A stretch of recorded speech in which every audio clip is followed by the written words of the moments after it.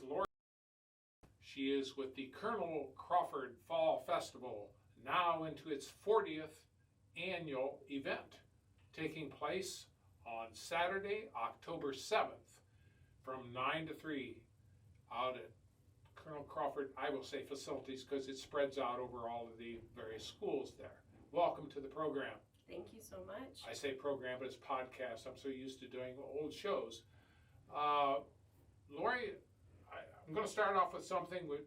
I know everybody says that's been there. You know, they'll say all these things. So we kind of probably know where you're going. You got a real big issue this year coming up. And when I say issue, there's a big change this year coming to this event that hasn't happened in this 40 years. So tell us let's start off with the hard thing first, the reality. Well, the hard thing is also a good thing because Okay. we've expanded this year. We're adding more vendors and opened a second gym. The challenge of that is that we want to be a little bit safer because sometimes parking and people driving around vendors that are outside has been a bit frightening in the past. Yes. So we're going to improve on that this year. So we are moving the majority of our parking and our main entrance for the craft show to the new school side off of Crestline Road. Okay. So that will be our primary driveway to come in if you're coming in to shop, to eat, to wander around and enjoy all the different events and activities that are going on. If you're coming in for the car show, that main driveway is still going to be, and you're planning on entering a vehicle in the car show, that main driveway will still be the drive off of 602 just south of the church. Okay. But if you're coming in to do your shopping and enjoy yourself and planning on spending some time there, you're going to come in off of Crestline Road. If that parking lot starts getting too full, or if you want to get a little bit closer to be able to come in by the outside vendors and on the other side, our old gym that we've been in for years and years and years, you'll be able to go off towards the east side of the school, which is where the elementary playground is located. And to follow the signs, it's going to take you on a driveway around the east side of the school. You'll go back behind the school and keep following those signs down a gravel driveway. And then you'll get to basically an intersection and you're going to have an option to go right, which is going to take you down towards the stadium. So that will be additional parking down that direction.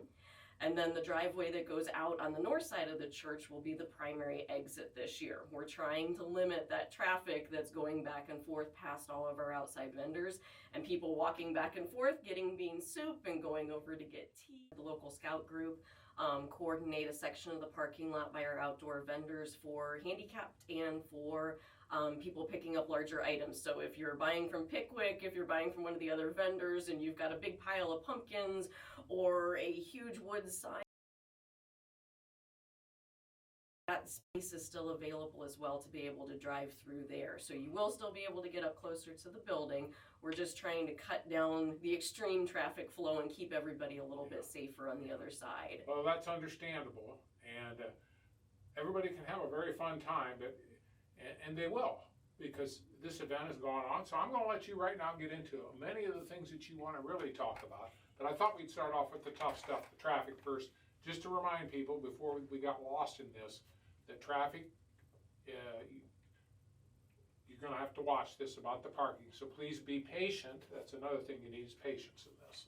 Yes, when we put this many people into one spot, it gets a little bit crazy and hectic all at the same time. But it's for a good cause, so please be patient. Exactly. There are so many activities going on that day. We've definitely done an expansion. Like I mentioned, we've expanded out to a second gym. Thank you, Mr. Martin. We appreciate the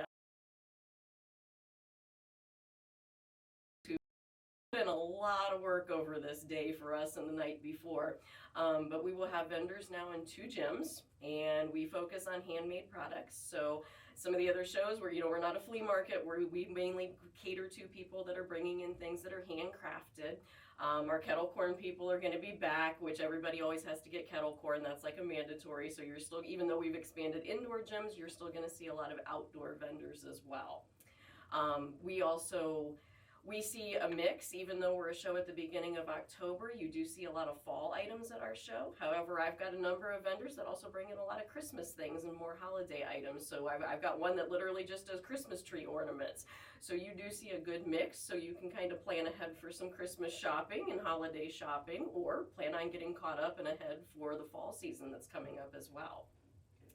In addition to the craft shows, which are spread out now between 2 gyms across the buildings, and I guess I'll mention as well, you don't have to walk outside in order to be able to get from gym to gym. So whichever entry door you go in, you're going to see signage when you first walk into the building that is going to give a whole bunch of arrows, and think the Scarecrow from the Wizard of Oz, but you'll have arrows pointing you to where the gyms are. And then there's also what the kids refer to as a tunnel, but it is above ground. It's an enclosed walkway, and that connects the 2 buildings together. So you are able to go from one side of the campus to the other. Or, like we mentioned, you can always drive around to the other side if you want to get a little bit closer or don't want to have quite as far of a walk. But definitely wear the comfortable shoes for the day regardless. There you go. Outside of the craft show that's going on, our FFA and VOAG students also do a farm toy show. They started that, I believe this is the 3rd year for that one. They will be doing kiddie tractor pulls that day. There will be full-size tractors on display out around the building. And weather permitting, they are also planning on doing some plowing demonstrations this year. So there's a lot going on with the farm toy stuff and the ag students. Our band will be performing at 12 noon, and it is marching band season, so it is quite the performance. Our choir students will be performing at 2 p.m. We've got food going on all day. The Athletic Boosters does food in the cafeteria, so on the side of where the varsity gym is, you'll find all of the normal things that we have. They've added, we are going to be doing barbecued pork sandwiches this year, which is a new one. The bean soup is still going to be available, which is always a sellout, so another good reason if you want to get there early, that's always a good one because it tends to run out before the show ends. And this year the Lions Club is also going to be serving over in the cafetorium on the new school side because we keep running out of food, so, which is a good thing because that means we are getting a lot of traffic and a lot of people through the show. Yeah, that's for certain. And then last but not least, we go into the car end of things. So we have a car show that goes on the entire time of the craft show, basically. Registration for that is from 9 to noon. Registration cost is $10. Like I mentioned, use that driveway off of 602 just south of the church, which there'll be signs out there as well. And then we also will hopefully, again weather pending, have the 23rd annual Corvette raffle Corvette outside for people to be able to see. They decided on a 1961 red Corvette with white trim and a red interior. And those tickets will be available. You can buy them the day of the show, and you can also go online and purchase as well. So we kind of incorporate the second fundraiser that doesn't actually take place until late springtime next year. But that Corvette will be available, but the actual raffle itself isn't until 24. Do you know what that website is for that Corvette? For those?